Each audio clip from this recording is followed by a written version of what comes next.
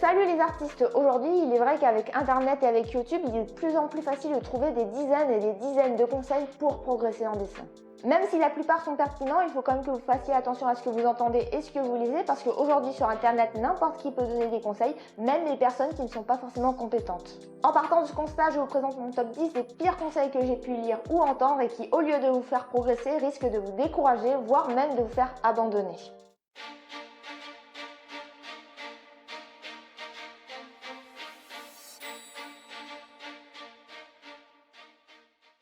T'inquiète pas, continue de dessiner, ça viendra avec le temps.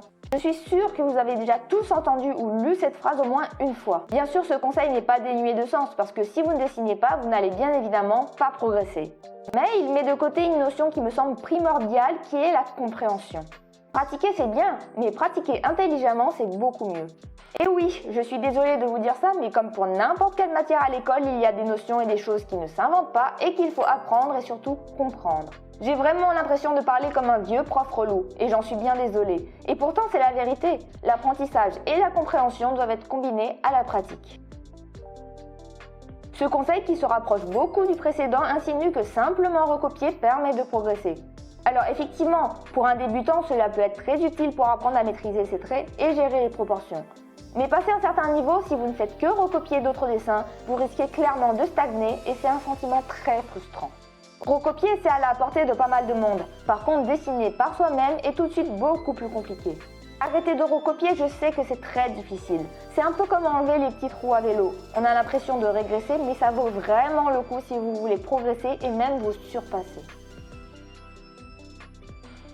Alors effectivement, je viens de dire que recopier n'était pas un bon moyen de progresser, mais utiliser des références, c'est très différent et au contraire, cela vous sera d'une grande aide. Recopier un autre dessin ne demande pas beaucoup d'efforts de compréhension, alors qu'utiliser des références, c'est essayer de comprendre comment fonctionnent les choses pour pouvoir ensuite créer un nouveau dessin. Il y a des choses que vous ne pouvez pas inventer. Par exemple, si vous n'avez jamais dessiné un chien de votre vie, vous ne pourrez pas le dessiner correctement simplement de mémoire. De la même façon, recopier un dessin de chien ne veut pas dire pour autant que vous savez comment dessiner un chien. Utiliser des références permet d'aborder correctement des choses que vous ne savez pas encore dessiner. Parce qu'au final, l'imagination a ses limites. Imaginer, c'est simplement s'inspirer de ce qu'on connaît déjà et de la réalité. Les gens qui disent ça sont sûrement des personnes qui n'ont jamais eu l'occasion de dessiner avec une tablette dans leur vie. Et clairement, je trouve ça consternant que des personnes qui n'y connaissent rien dans le domaine découragent les débutants à se lancer. Surtout quand on sait qu'aujourd'hui dans le domaine artistique, la grande partie des débouchés nécessite d'être à l'aise avec le numérique. Parce qu'au final, la tablette n'est qu'un outil, et c'est bel et bien vous qui dessinez. Ah, la perspective. J'imagine que beaucoup d'entre vous n'apprécient pas forcément cette notion, et que vous l'avez sûrement laissée de côté.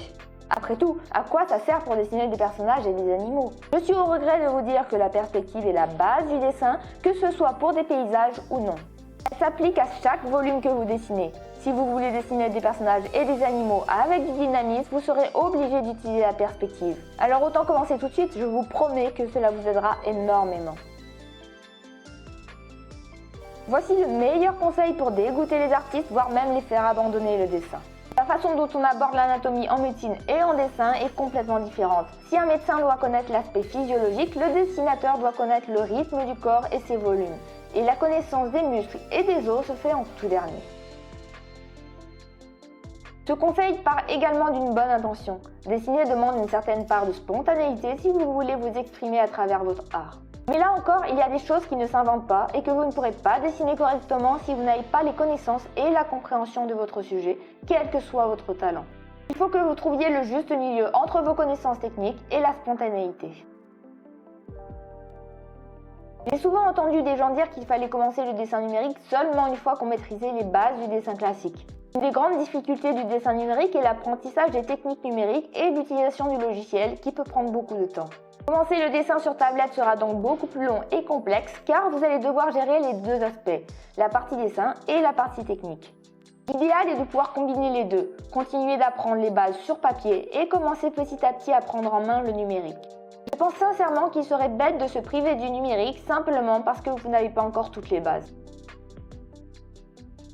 Malheureusement, j'ai déjà lu ça assez souvent sur internet et si quelqu'un ne présente pas des dessins assez bien, on lui dit d'arrêter et que ce n'est pas fait pour lui. Mais dans ce cas-là, ça veut dire que tous les débutants doivent arrêter le dessin parce qu'ils ne sont pas assez doués? À croire que les personnes qui disent ça n'ont jamais débuté et ont tout de suite été capables de dessiner comme Léonard de Vinci. Je pense surtout que ce sont des personnes qui ont besoin de se rassurer sur leur propre niveau en dévalorisant les autres. Il ne faut surtout pas voir le dessin sur une échelle de nullité mais sur une échelle de progression. Et tant pis si ce n'est pas assez bien pour certains. L'important c'est que vous preniez du plaisir et que vous ayez envie de progresser et d'aller de l'avant. Beaucoup d'artistes commencent à dessiner très jeunes et manient les crayons depuis leur plus tendre enfance. Ils ont donc déjà de nombreuses années de pratique.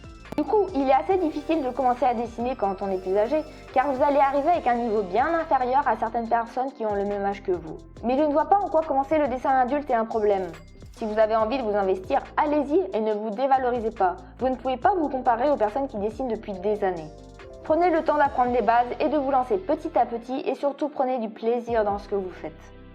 Voilà pour aujourd'hui. Surtout n'hésitez pas à aller faire un tour sur ma page Instagram ou Facebook, toujours au nom de Vika Blue.